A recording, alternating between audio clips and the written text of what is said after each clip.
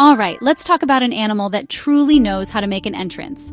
Picture the African savanna. The sun is blazing, the grass is golden, stretching on forever. Then you see it, a creature so impossibly tall. I'm talking about the giraffe, a silhouette against the sky, majestic and strange. These animals are the skyscrapers of the animal kingdom, the living, breathing periscopes of the plains. Their height isn't just for show, it's their superpower, their defining feature, their ticket to the best seats in the house. They are elegance and awkwardness. I'm above it all, literally. Seriously, how tall are they? Adult males can reach 18 feet high. That's like stacking 3 tall people. Their legs alone, about 6 feet long, that neck, another 6 feet. A marvel of engineering, a biological masterpiece. You'd expect a zillion vertebrae, but nope. Same number as us, 7. 7 supersized vertebrae, about 10 inches each. That anatomy makes them unforgettable. Their story is as long and fascinating as the animal itself. Worth a closer look. So, what's a typical Tuesday like for a giraffe? Well, it doesn't involve commuting or sitting through boring meetings, that's for sure.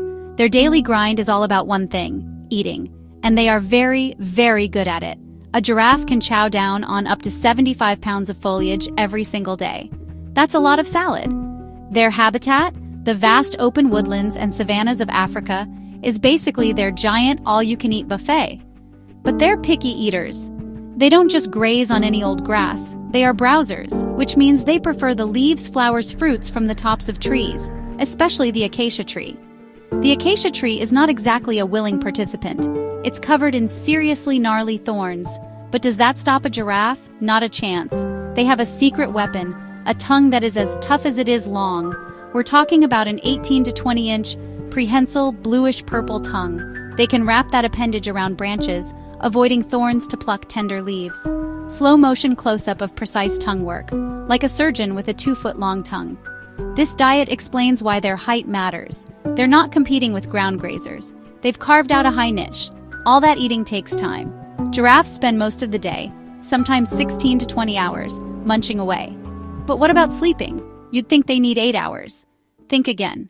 If you were a smaller animal on the savannah, you'd want a giraffe as your neighbor. Why? Because they are the ultimate security system.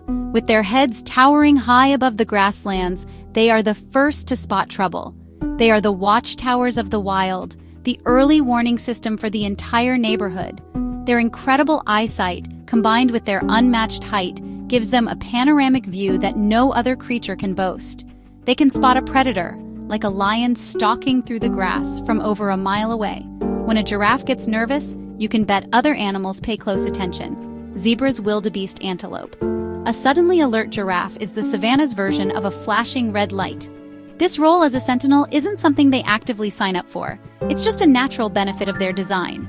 Their long necks aren't just for reaching tasty leaves. They're for surveillance. Think of it as a mobile observation post. They are the calm, watchful eyes of Africa. Now, you might think of giraffes as solitary, lanky loners wandering the plains. But they have a social life. It's a different kind of social life. Scientists call it a fission fusion society. Their groups are constantly changing.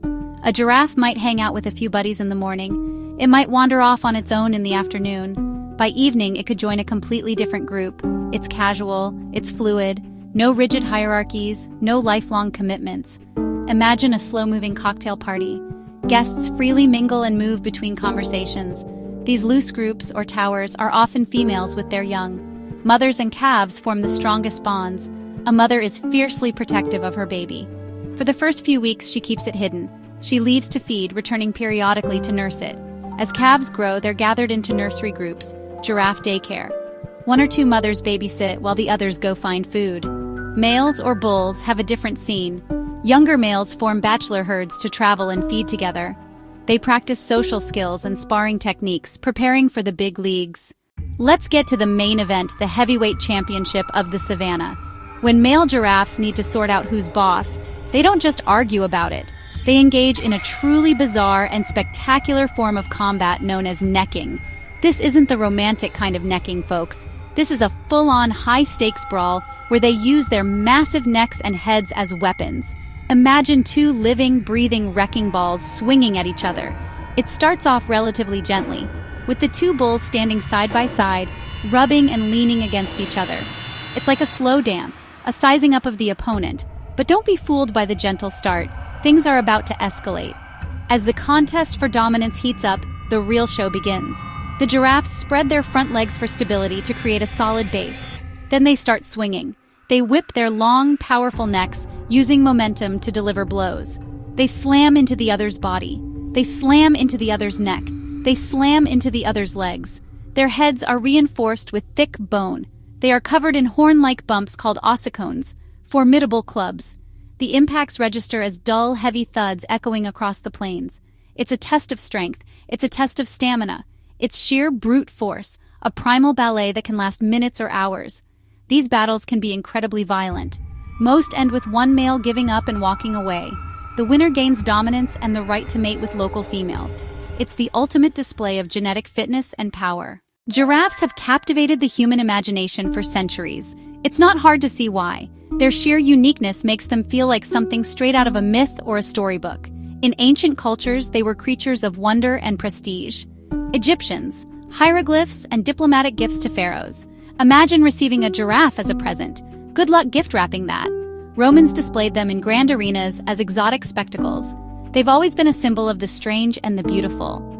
Across Africa, the giraffe holds deep cultural significance, seen as gentle, peaceful, wise, symbol of foresight, symbol of vision, believed to be a messenger, a link between earth and the heavens, its head literally in the clouds, associated with kindness and elegance. It's not an aggressive predator, nor a timid prey animal, a serene, majestic being. This symbolism has carried over into modern times. When you see a giraffe in a logo or art, what does it make you think of? Uniqueness. Children's books and toys are filled with friendly, long-necked giraffes. The giraffe is a universally beloved figure. Their distinctive pattern is also a source of fascination, a beautiful mosaic. You would think that an animal so beloved and so iconic would be safe, but sadly, that's not the case. The gentle giants of the savannah are in trouble. Over the past few decades, giraffe populations across Africa have plummeted. We're talking about a drop of nearly 40% in just 30 years. It's a shocking decline that has largely gone unnoticed by the public. While elephants have been in the conservation spotlight, rhinos have too. Giraffes have been suffering a silent extinction.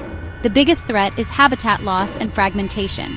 Land is cleared for agriculture, settlements, and infrastructure, roads and fences. The vast open spaces giraffes need are shrinking and chopped into smaller pieces. This isolates populations, making it harder for them to find mates and maintain genetic diversity. A fence a person can climb is an impassable barrier for a giraffe. On top of habitat loss, giraffes also face poaching. Giraffes are hunted for meat, hides, and tails. Finally, climate change adds another layer of pressure. There are now fewer than 100,000 left in the wild. The clock is ticking for these towering icons of Africa. Okay, so the situation is serious. But this isn't a eulogy, folks. This is a call to action. The good news is, people are starting to wake up and realize that our lanky friends need help. Organizations like the Giraffe Conservation Foundation are working tirelessly on the front lines, conducting research, raising awareness, and implementing real solutions to save these animals. They are giving the giraffes a fighting chance.